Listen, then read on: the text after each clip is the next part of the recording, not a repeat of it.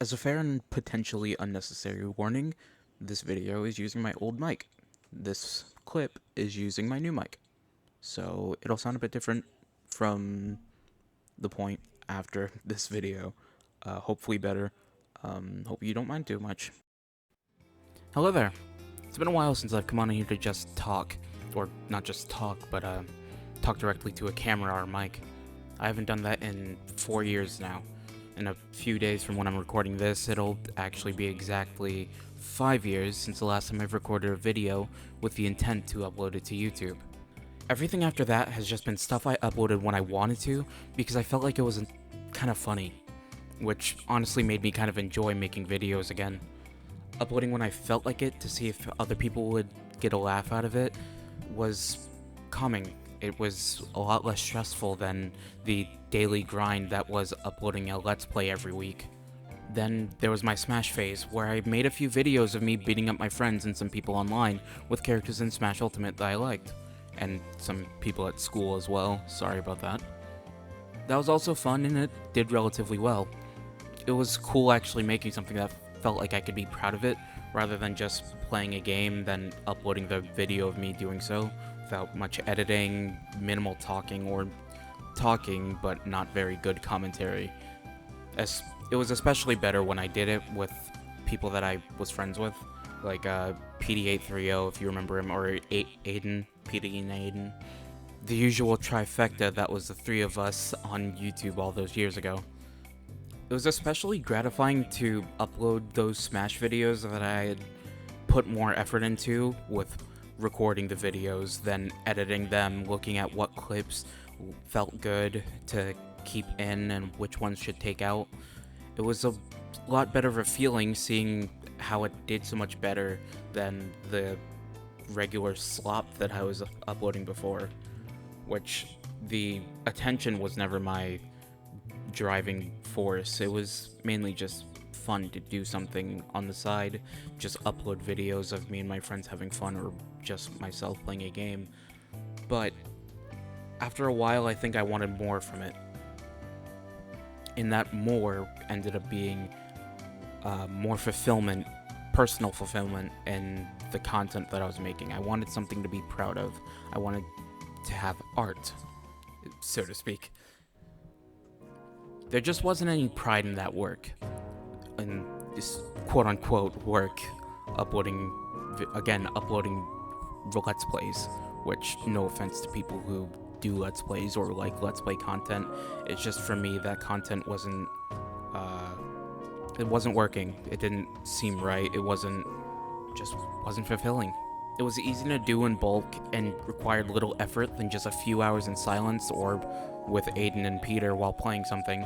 And after a while, I just think I didn't really like doing it anymore, especially on my own, and I really was not very good at them.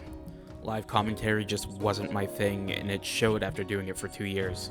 And of course, no one's just good at live commentary unless they're just naturally gifted at public speaking or whatever.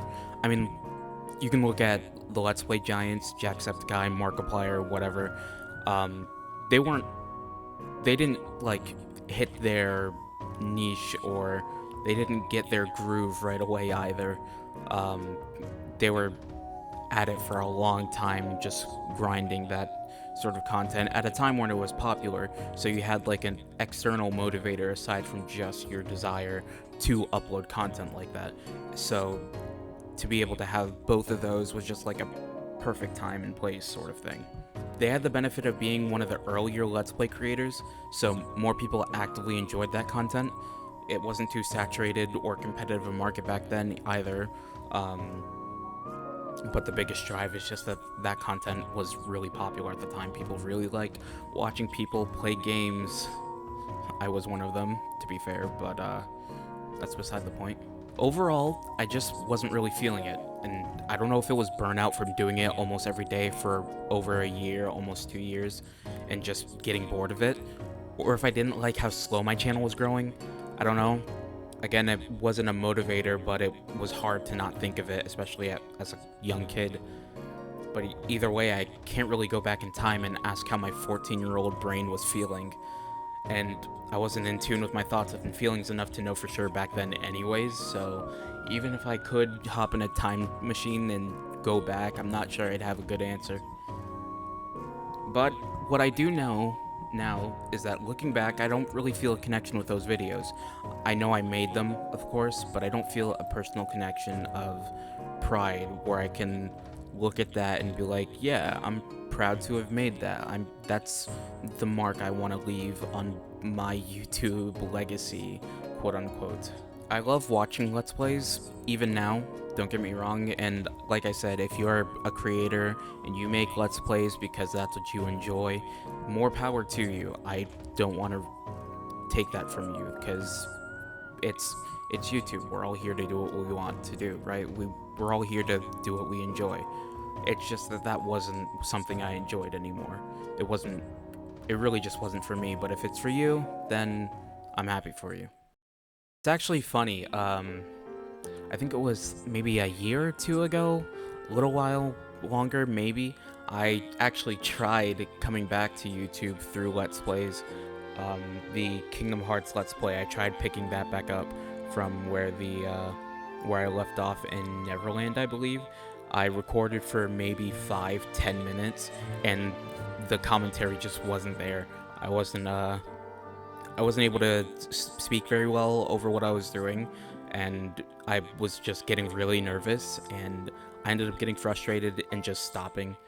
I kind of wish I had the video still. If I search around it, like on my PlayStation or something, I could probably find it, but I don't know. It's just funny to look back on that attempt. Um, I'm wondering now, like, what it would be like if I were to try that again. Try to get in the Let's Play seat, but I've got no energy for it. For a time, I also actually considered streaming on Twitch and YouTube.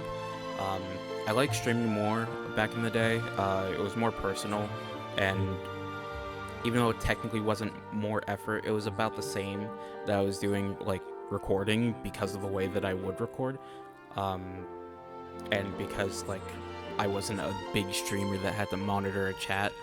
Uh, so I did kind of like it. It was fun to have that live feedback, or just being able to know that, like, my parents or a few of my friends could be watching at any time. That sort of, like, surprise factor was kind of cool, I guess. Even now, I actually really do like streaming. I watch a lot of streams, as do a lot of people, and I envy the people that do stream daily or weekly or whichever it is. I don't think I would have the energy for that. I don't know. Streaming every so often could be cool. Maybe I'll do it. I don't know. But to stream like people usually do, I'm not sure I would. Overall, tangent aside, I never ended up streaming, obviously. I did do a test stream last year just to see how my computer would run things, and one of my friends that I didn't tell about it actually found it, even though it was unlisted, so I'm thinking he probably grabbed it from the notification before I unlisted it. That was kind of funny. My mic didn't work in it, and my friends were kind of the star of the show over on Discord because of my mic for some reason not being picked up on the stream at all. I think I had it muted in OBS by accident, but oh well. I also kind of considered being a VTuber for a while with one of my friends. That didn't pan out either, but I had the stuff, I had the model for it, a 3D model just to get started. I had, like, the streaming set up. It could have happened, but I wasn't 100% on the idea. I think I was just doing it to help my friend kind of, like, get a bit more morale into getting into it. Instead of, like, getting into it on his own, he would have somebody to go along with him in that journey, which it didn't pan out for him either. Kind of disappointing. I hope that he picks it up again, maybe when he has more time, or when he's got, like, a bit more confidence in him. I think he could do really well in that field. Even though I didn't become a VTuber, I actually do have this little guy that a good friend of mine, _8melly on Twitter, or X. Are we calling it X now? That's the official name on the App Store and the logo. Should I be calling it X or Twitter? I'm not sure. But either way, you should follow her. She drew this for me for free. Very nice of her to do. And maybe ask her for a commission. Her art's pretty whimsical and unique, and if you're into that, check her out. I'll have a few of her art pieces up here if you're cool with it. Or if she's cool with it. I don't need your permission to post her art. But anyway, it's cool having him as my branding instead of Kaneki or Ratchet or Joker. And on the topic of branding, there's been a name change now too, which is arguably more important. I go by Nightly Crow now instead of Undergrad Bowl 807. A lot of my friends that knew me around the time of the old name kind of scoff at the new one, but I kind of like it. It's cool, it has a nice ring to it, and if I ever decide to make a podcast, it also sounds pretty good in that format. As Nightly Crow's Nightly Show, that's how I've been referring to the concept. I've even got a tagline or intro sort of thing at the ready. It's a podcast that's not so nightly. I think that sounds pretty good, because it would be a weekly podcast or monthly, so it's a funny joke. But yeah, the change I felt was necessary if I were to take the steps that I've been contemplating for so long now. I've never really liked Undergrad Bowl anyway. I just used it because it was easy to remember. It was actually an auto-generated username for my Xbox account from when I was a kid that my mom had made for me, and I didn't know how to change it, but it just kind of stuck for a while. I don't know if I've talked about that before. I feel like I might have, but I'm not sure. Enough about the past though. Let's talk about what's been going on recently and why I'm somewhat back. Over the past few years, from 2018 and around the time quarantine started in particular, I started to write a lot. It was stupid shit like Discord roleplays and whatnot, because everybody on the internet has to get into roleplaying at some point.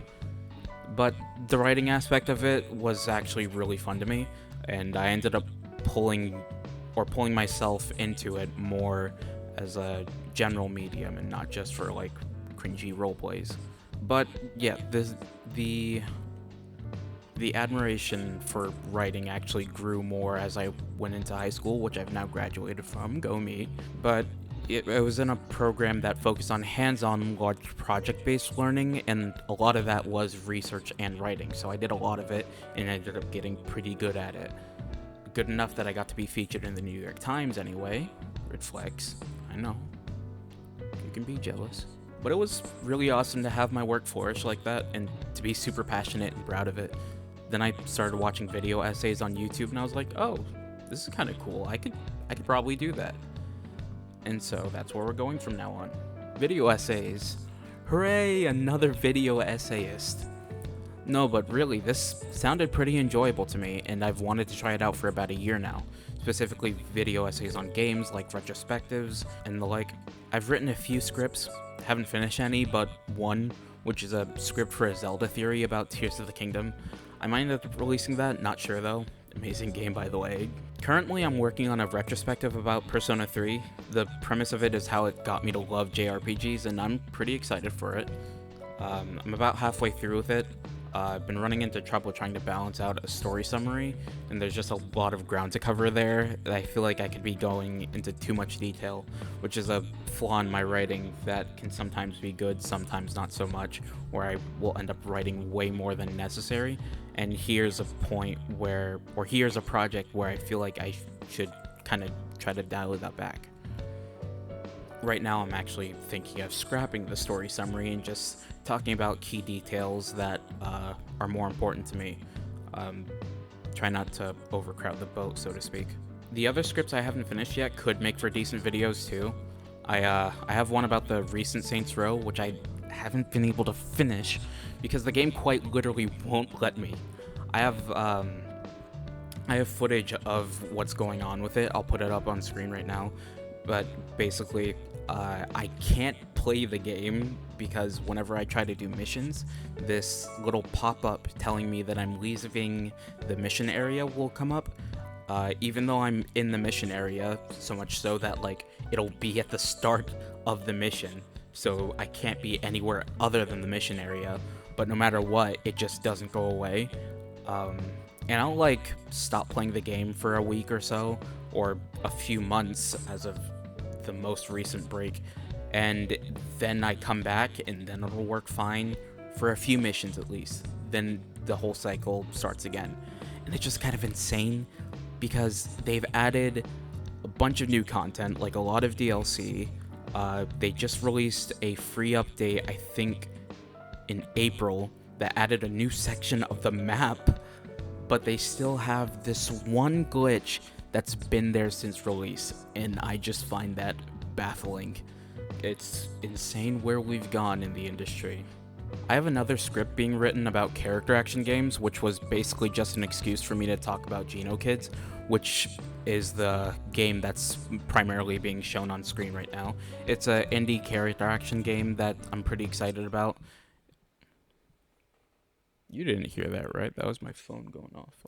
Another script I have is about Kingdom Hearts, because of course it is. I'm not sure what the premise of it is going to be right now.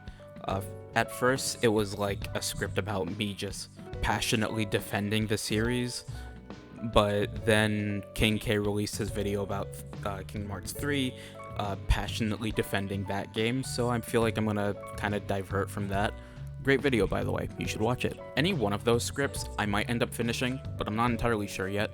Only recently have I found my creative voice with this type of writing in the Persona 3 script. I'm leaving that in because this is frustrating. The other ones are more like concept writings than anything else. The Persona 3 one is the only one that has a proper scope, so it's the only one that I know for sure that I will finish.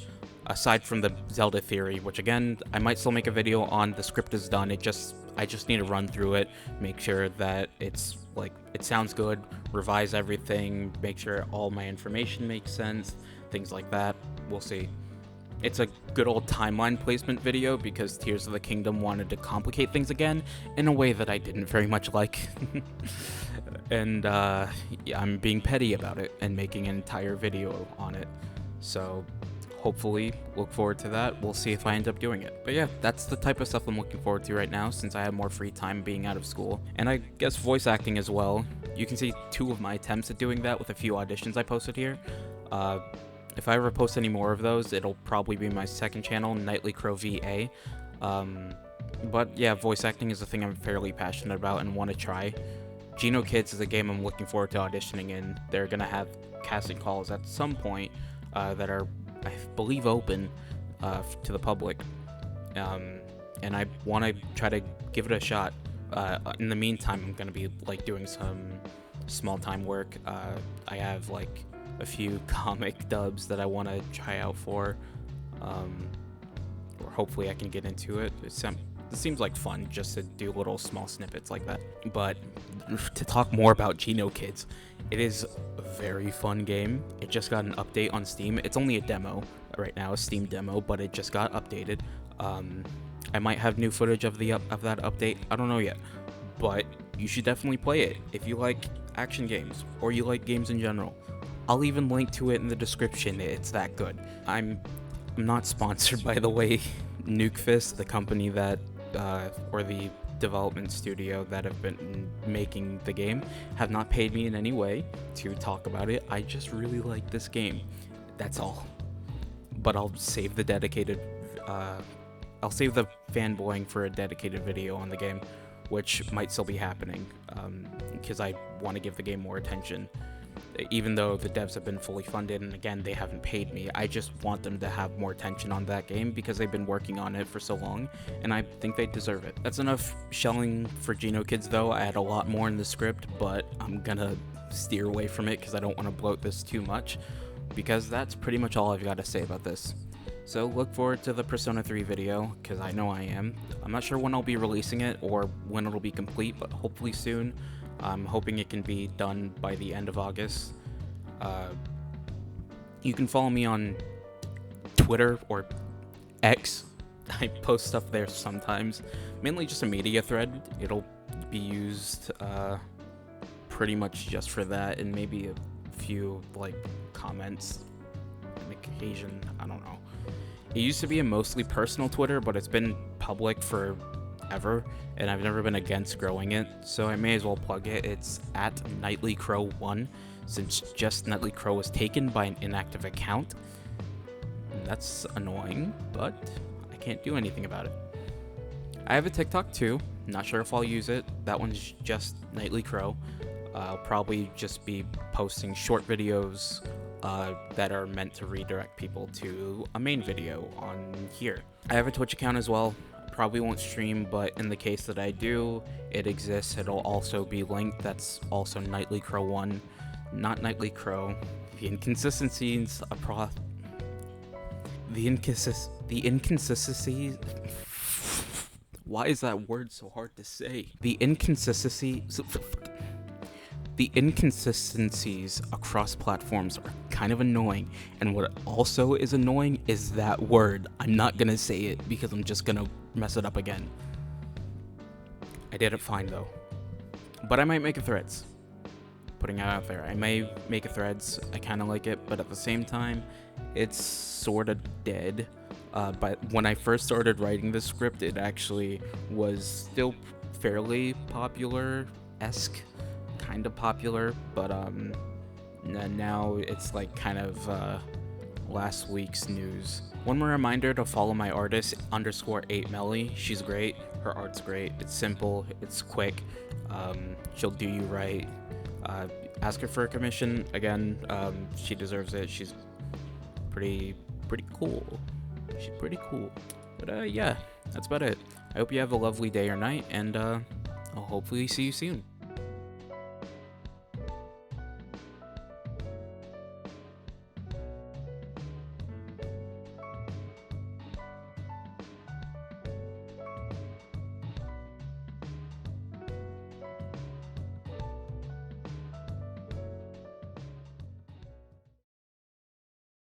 Alright, that's about it. See ya.